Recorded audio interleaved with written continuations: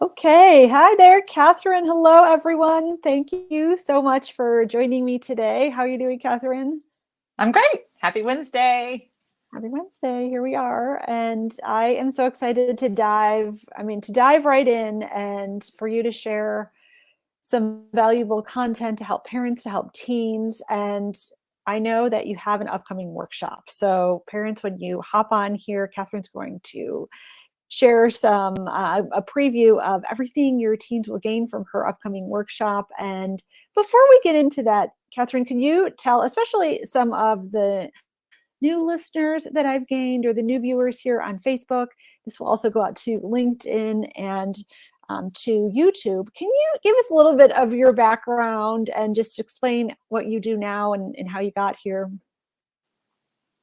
Well, I am a physical therapist by training and profession, but have had life experience in dealing with some brain health challenges with anxiety and panic disorder. And at the intersection of those, I feel that it's paramount this day and time that we look at these things and empower our youth in as many ways as possible to have good, healthy behaviors and choices and techniques that they can use to optimize their brain health and their brain potential. So Okay. last year, created a college care package workshop with an author friend of mine, Tilden Davis Arnold. And we began last year with the workshop, and it was very well received. And the girls that attended the workshop, are finishing up their first year of college and have shared that the practices that we taught them in the workshop have been very beneficial in making connections when they go to school, creating community, and really giving them techniques that they can use to pause and reset and reframe when things begin to swirl and you may feel those nerves or potentially anxiety welling up within you. We have to learn how to manage our bodies, and there are Mm-hmm. many different unique ways that we can. So this is Mm-hmm. what Mm-hmm. the information is that's shared in the workshop, amongst many other things. Okay.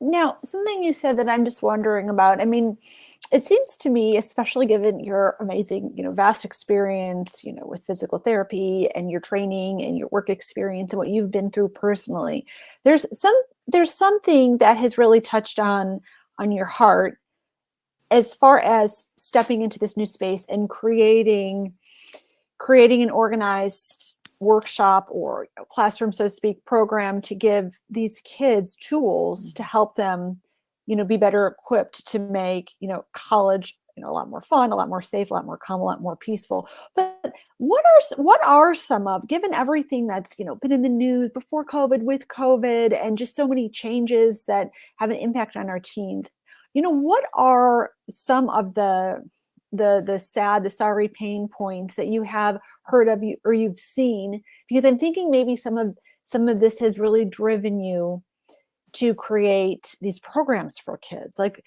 you don't have to go into too much detail, but I'm just curious because there's got to be something that's just tugging at your heart to step into this space to help kids. Well, a couple of things. I think children are living in a different world than we lived in. There's, social media tugs at them on a daily basis, and just all of the fast-paced nature of our society and the information overload that we encounter. Our sensory systems are not equipped to manage all of that. So Mm-hmm. physiologically, we have to learn where to place boundaries. And Mm-hmm. we don't know where to place boundaries unless we've experienced some challenges and we've tested the boundaries a bit. So, educating these young teens with regard to their sensory systems and how they can adapt and change their behaviors so that it's better suited to them as individuals is really where we're Mm-hmm. coming from. So, we just live in a very fast paced society where we've Mm-hmm. got to learn that being still and sitting in solitude and reflecting on where you are and what's going on within your body is very important, and that's part Mm-hmm. of caring for your brain. Mm-hmm. Mm-hmm. So I'm picturing some of your students and some of these, especially new college freshmen in college. And it's just like, in addition to what they experienced in high school, with their phones and social media and this fast-paced world, what have you heard and what do you want to help kids be able to do? Like, what is out there as they step into this new space? I mean, I guess what I'm asking is, what is a tool, like what is a technique that kids can, after they take your workshop, just really grasp onto and hold on to and take with them to college? What would be an example of that? A couple of the feedback that I've gotten from some of the girls that have taken the workshop that they really enjoyed and found to be beneficial were understanding what their true innate gifts and talents are. So in the workshop, we do a lot of self-reflection where they have the opportunity to look at who they are as individuals, not who they are in the face of comparison or with anyone else that's sitting around them, but what their actual unique gifts are. And Mm, when they understand those, it's incredibly empowering. And it also positions them to make decisions that their best selves, using those unique gifts, will be able to evolve and really grow. mhm, So mhm, that's and one that of the is things. go ahead. That's one of the core tenets of the workshop. And then we actually learn different breathing techniques, different techniques that you can do with your posture to allow for peace and calm within your body so that you can Mhm, reset. We learn some different techniques with thought processes that are mhm, important for reframing and, calming that mental spiral and ruminating thoughts mhm, that can often occur when mhm, teens are nervous or have anxious thoughts. So all of mhm. those things are just valuable techniques that they can go away with Yep. and function at a higher level and a calmer level when they're on their own in college.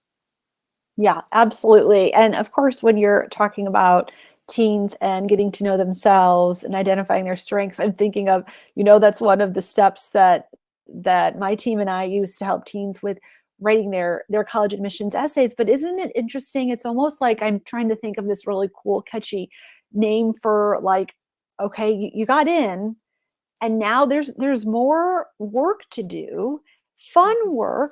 work that helps you teens get to know yourself better, so that when trouble does hit, right, when you are away from home for the first time, you have not just a toolkit of, your pre-calc and your AP US history. I'm thinking of some exams this week, right? Or your, how to write a thesis statement, but you have this toolkit that makes you feel a lot more calm and a lot stronger to deal with whatever is coming your way. So it really seems so essential to me, um, for students to sign up for your class. And what do you think? Will you tell us a little bit about the workshop? Like, I know moms will watch this on the replay and they're thinking, that sounds pretty good. So, just can you tell us some, like, the details as far as the length of the workshop and what students even do? Like, Yep. So the students come together. We have a group of 6 to 8 girls so that it really encourages a lot of good conversation and interaction. And it's truly an experiential workshop. It's not a okay. workshop where we're lecturing to them. We find that the girls are very open to discussing and sharing. And it actually ends up being quite a supportive environment from what we found from our past workshops. So the girls, have an opportunity to discuss some of their strengths, some of their struggles. They discover, people in their lives that are those balcony people, as I call them, people that support them in unique ways. And also, as you're leaving the balcony people that you really had, in your hometown, how do you create that same sort of connection and community in the new environment to which you are transitioning to? So giving them, some tips and practical ways to create that community. And Mm-hmm. And again, Amy, when we yeah. when we really when they know exactly who they are and who their gifts are, what they are drawn to doing and what their natural tendencies and inclinations are, they're better equipped to navigate this. And that's so interesting. I mean, I gave a workshop 2 weeks ago to a group of juniors, and I said one of the first steps is to really hone in on who you are and how you see the world, right, for your college applications and to write these essays. And I think I told you about this already. This one really sweet girl came up to me after the workshop. Well, a lot of them did and wanted to ask questions not in front of the class. And this was a huge, not 6 to 8 girls. Like, your workshop is so awesome where you can feel comfortable to open up. But she came up to me and she said, Miss Haskell, I just don't know who I am. And there were a few others that listened to her, and it was just this wonderful frozen moment. And I said to her, not many of us, even my age, do. So I can only imagine how powerful this workshop is for you to help these students as they're stepping into this new space. Even if they can't say with 100% confidence and clarity, this is who I am and these are my strengths, you better believe, I bet you anything, they have greater clarity towards who they are and their strengths. And then they can use that more readily in college. So Absolutely. can you, yeah, go ahead. They are given some reflection questions that they can actively use in the workshop, and then going forward from the workshop, that help them to discern those types of questions they may have about themselves, and also ultimately making them better decision makers moving forward as well. That is really cool. Is there, I know a lot of the parents, usually their moms, who watch these lives that we try to do, they watch them a lot on the replay. And so if this is you, if you are watching this on the replay later, please type in #replay. Please feel free to, post any questions that you have about Catherine's upcoming workshop, or anything that pops into your mind, parents, as far as what you're seeing with your kids and any urgency for Catherine's workshop. And we will be sure to get back to you. But Catherine, with the parents that will watch this later, especially, so picture the day is done, like dinner is over, hopefully the kitchen is clean. If you're here in my house, it very well might not be. And parents are watching this and they're thinking, gosh, this sounds so fabulous. And I've heard how amazing Catherine is. And I just wish I could pop into that workshop right now. Catherine, can you take us through either a breathing technique or a visualization or something for posture? Can you take us through now for the moms that are going to watch this, so that when they're done, they can leave with a little golden nugget that maybe will help inform them as to why this workshop is so essential? What would one thing you could, we do have the time, what would be one thing you could share with us today? Of course, anytime is a good time to pause and do a little bit of breath work. So if you're sitting, in a chair, just position yourself so that you're evenly situated on both of your hips and your feet are on the floor. Okay. And I enjoy just rolling my shoulders back before I do any sort of breath work. You can open, it opens up the chest and it really sets your posture in a good position for optimal lung function. You can place one hand on your belly and another hand on your heart, just up here.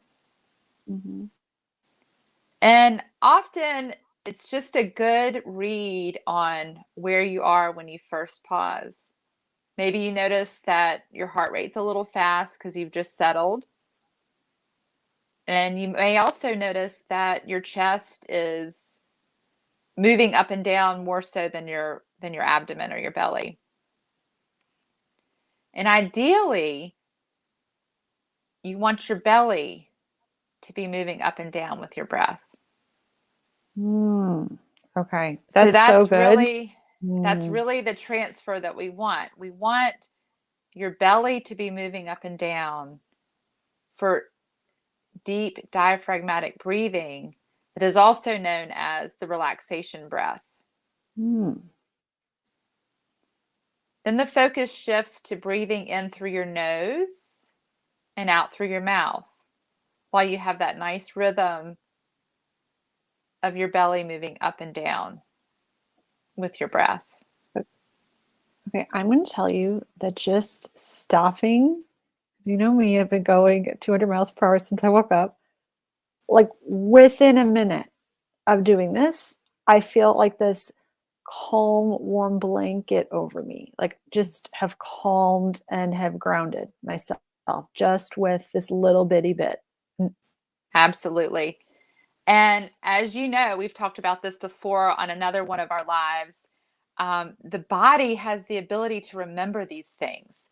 So Mm, when you practice this, and pause, once or twice a day, eventually it becomes habitual.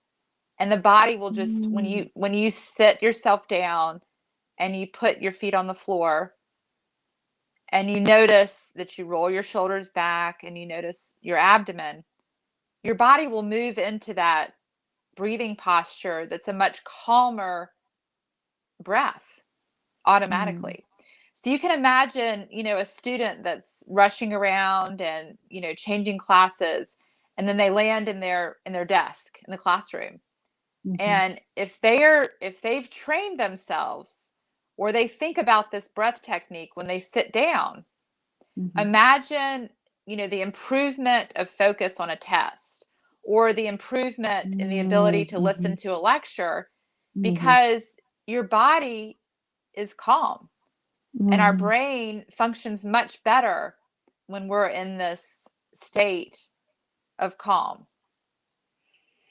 Okay, so I am experiencing the calm, the positive benefits of the calm. I have a couple of questions popping up though in my brain to ask you. So I think I'll end my calm, but that was really wonderful.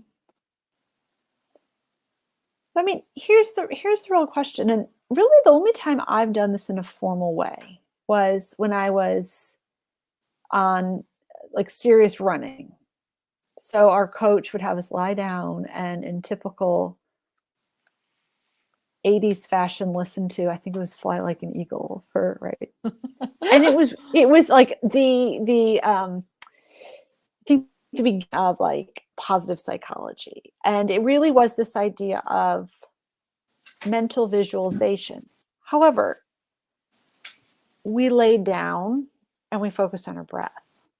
And that's what you just had me and whoever else is going to watch this later do. And it's very powerful. So here's my question. How do we train ourselves and train our teens to incorporate this into their lives so it's a habit that sticks? Like I'm intrigued by, I know there are so many wonderful things to do. Like I need to do push-ups. Like my 90-year-old dad is a lot stronger than me. He's on like push-ups or like breath work. Like how is Mhm. it? And is this something that like your girls, your students will walk away with? Like how when they're feeling uber stressed in this new space, how can they know to tap into, balance, grounding themselves with both feet on the floor Mhm. and breath work? Like, because So it seems to me that's a problem. we have to set up our environments for success. So Mm, when you are, engaging and entering into your new environment, mm, check out places that you may be able to do these sorts of things. It may be a bench, outside your dorm. It could be a certain chair in your room where you mhm, know that when you go to sit in that space, this is the first thing you do. So it becomes automatic. And like mhm, anything we do in mhm. life, you have to do it a significant number of times for it to become, you know, base Right, practice. But right. if you establish a space that is supportive of your behavior, you're 50% there. You're I 50% think there. that's huge. I think that's so wonderful, Catherine. It's something I can picture. It's something kids can picture, parents can picture, and it's easy and accessible. Mhm. Absolutely. Mhm. So when you go and are thinking about dorm setup and how you're going to, you know, plan for your new space, you know, think about having, you know, a really cushy area that supports these sorts of practices where you can Mhm. sit and, you know, reflect and, you know, calm yourself if you're in a state that you need a little more peace and calm. That's wonderful. I remember, because I'm thinking of some dorm rooms, and based on some roommates, maybe that won't happen in your dorm room. And I remember my mom always saying, just like, go out and study at the library. And I went to, like you, a huge university. And so there were actually a lot of different libraries. Like, Amy, just get out of that dorm room. Do not study on your bed. And sometimes that works. But what I'm hearing from you and thinking of what my mom said is perhaps finding your space, whether it's a bench Mhm. outside, whether it is in a library, whether, depending on the college campus, I know one of my old roommates, Melissa, and I would love to go to this little new coffee shop, right, in Urbana, Champaign, Illinois, and knowing I had that space. And so what I'm hearing from you is this is like a tactic that new freshmen, they can kind of be on the lookout Yeah. for, Yeah. and You that's have to wonderful. consider it. It's almost like an experiment. So when you go to new Mm, places, you have a certain sense of how you feel in a space, and you mm, have to learn to listen to your body. So if you walk into a new mhm, space and mhm. suddenly you feel a lot of nerves, that's probably not going to be the spot you're going to choose to do this sort of activity. Right. If you love the outdoors, you know, and you find a lot of peace when you're, you know, in the sunlight or you feel the Right. breeze, then you probably need to gravitate and find a neat space outdoors where you could do this sort of an activity. So Right. that's all in learning more about ourselves and how our Mhm. bodies respond to certain environments. Yeah. So again, Right. it's taking that pause and reflecting and noticing what's going on in your body. Right. Right. And being really, really aware of it. And I think that's fabulous. I mean, you've given actually so much wonderful free content in just a few minutes here. So thank you. And so tell us, I think we'll wrap it up here for today, but what is the best way? I am going to include um the registration email. And what if parents just had questions like, Catherine, I don't know if my daughter's a fit for this, or just other specific questions. What is the best way for a Oh, parent who's watching this to get a hold of you? yeah, please reach out. Just send me an email or we can hop on a call. Okay. My email is will be listed in the show notes, but it's creative Yeah. soul SOLE Charlotte Hmm. at gmail dot Yes. com. Okay. Thank you, Catherine. And they could probably also even message you if they're watching this on Facebook under your Catherine Farley, right? That's easy, and then hop on a call with you. Very good. Well, thank you so Absolutely. much for joining. Is there any last tidbit of information or golden nugget, or even, I'm thinking of the students you had last year, their positive comments about your program, because I think it sounds absolutely fabulous and much needed. Is there anything else you'd like to add before we wrap it up here? You know, I always love the wisdom of other authors and other people, but Mm, one thing that often comes to mind is we are and we become what we surround ourselves with. So when we mm, create authentic, supportive spaces, when we surround ourselves with, you know, people that are uplifting and that support who we are as individuals, we can be our best selves. So yes. that's what I want to leave people with, and that bit of encouragement. Yes. Yes. Fabulous. So good. Well, thank you for joining me today. And parents, imagine your current seniors now stepping into, they've been accepted, and there's always, the next level of the mountain to climb, right? So they've been accepted, they're excited for college.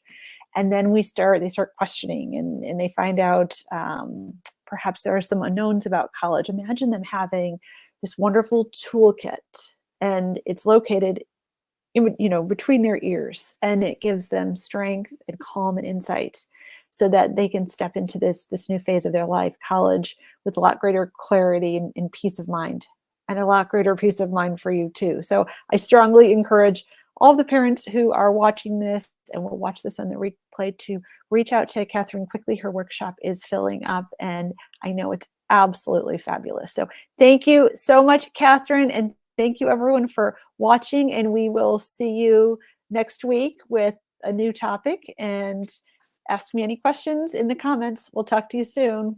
Bye-bye. Thanks, Amy. Bye. Bye.